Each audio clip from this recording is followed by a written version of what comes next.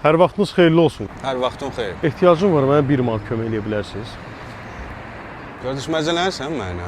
Telefon, saat, belə vitdə dilənçi olur. Qardaş, mən mütləq gərək cındır günündə olum dilənmək üçün. Düzü, mənim başqa bir fəaliyyətim də var, amma əsas pulum dilənməkdən çıxır. Qardaş, xətrivə dəyməsin, ona görə demirəm. Prosta biz öyrəşmişik ki, dilənçi heç olmasa pula ehtiyacı olan video olar. Sən mənə başqa dilənçilərlə səhv salma. Mən hər gün səhər saat 9-dan axşam saat 5 probka başlayana kimi işdəyəm.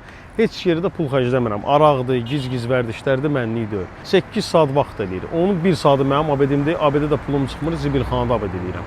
7 saatda da hər saat 45 nəfər adama yaxınlaşıram, 1 dəqiqə yarım vaxt sərf edirəm. O 45 nəfərdən də bəxtim gətirsə 2-3 manat, bəxtim gətirməsə 1 manat mənə pul verir.